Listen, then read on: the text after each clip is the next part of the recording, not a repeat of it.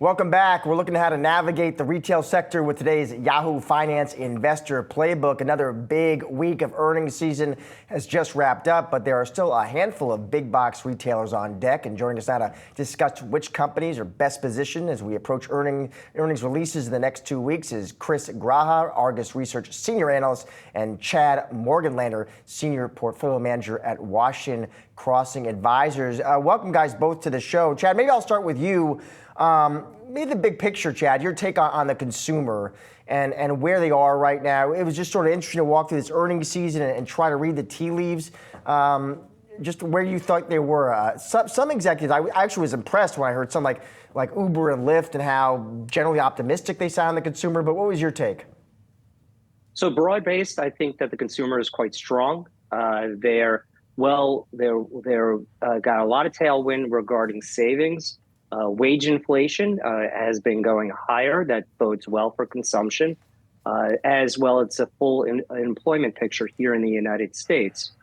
So for us, we think that bodes well overall in aggregate for big box retailers. Of course, there are certain retailers that will do much better, and then there are others that are going to lapse, due in part because of the big post-COVID surge. The normalization cycle is around the corner. Well, maybe on that front, Chris, I want to bring you in. I think that the Walmarts of the world more squarely fit into our idea of what the value proposition is right now. Maybe we struggle a little bit more with the home improvement retailers, which I know you cover as well. Talking about Home Depot and Lowe's, I think you have a buy rating on both. How do they fit into this current consumer environment?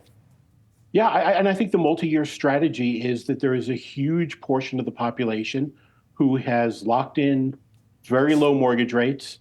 We've seen in the housing numbers that they're not moving. So maybe a lot of people, you also have baby boomers who are aging in place, and you have a large number of millennials who, are going to buy a house, but it's probably not going to be the house they dreamed of. And I think all of that spells home improvement. The baby boomers are going to upgrade homes so that they can stay longer, whether it's showers or baths or railings or other things. A lot of people who are saying, we've got a low mortgage, we're going to stay in our house. They're probably going to do kitchens and bathrooms and all kinds of things to make their existing home more livable. So, there may be a couple near-term challenges, but longer term, I think it makes a lot of sense. Well, that's what I wanted to follow up on, Chris. What you're describing, that sort of longer term trend, are we going to see that in the upcoming earnings, or is that more just something investors should kind of ride out and wait for? I mean, they're good quality businesses. They pay dividends. And the thing is, I don't think we know exactly when the turn's going to be. And the other thing is, all we need to see is a little bit of sign of an inflection. So I think the long-term thesis makes a lot of sense. Looking at the, Harvard's leading indicator of remodeling activity, it's probably later in the year before we see a turn there. But I mean, I think it's a thesis that makes a lot of sense, and I think the businesses are going to weather that. And if the change, whether it's from the Fed or somewhere else, happens a little bit earlier, you're there with good quality businesses rather than chasing. Chad, I want to bring you in here as well, get your take on Home Depot. It sounds, Chad, like about that name, you're saying, listen, some short-term headwinds, but longer-term, smart place to be. Right, and I completely agree with Chris. When it comes to Home Depot, we own it in our rising dividend portfolio. We've owned it for over 5 years. It has very little debt. It is consistently growing. And when it comes to profitability, it has a high return on invested capital. And like Chris, I echo that you want to own this as a core position over the next 3 to 5 years. When that turn comes in the housing market, this stock will gap higher.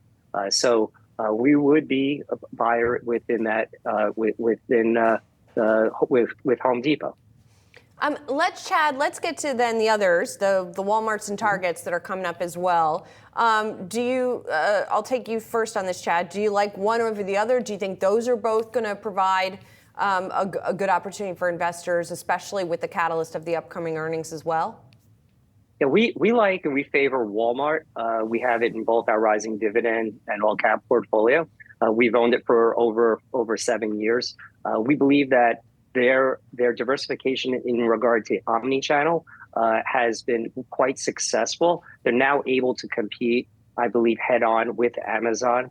So we favor that one over Target. If there is a softening within the consumer or consumption, we think that Walmart will be able to take market share from Target. Chris, I want to get you back in here, get your thoughts on those two names as well. How are you thinking about Walmart and Target? Yeah, I like Walmart. I think they've built a tremendous amount of goodwill over the last several months in lowering the prices of things like French bread and rotisserie chicken. At times where people are concerned about prices, they look to Walmart as a place that can help. The other thing we've seen is that, households that make over $100,000 a year are going to Walmart. So when this change or when this little bit of turn with the consumer happens, Walmart's going to try to retain those customers. They're investing in their discretionary stuff, their home products, and that should be good for them. The question I think clients, others ask is, we see the case for Walmart right now, but what's the next step, whether it's 3 or 6 months down the road? And I think it's a little bit similar to what we were saying with Home Depot. Target has more of a discretionary business. And, I think when we see that turn, in the meantime, they still have, staples, and they still have decent traffic, and they're still, appealing to people who want convenience. But I think once their home and apparel comes back in a stronger way, we should see that go right to margins. Chris, Chad, thank you guys both for joining the show today. Have a great weekend. Thank you.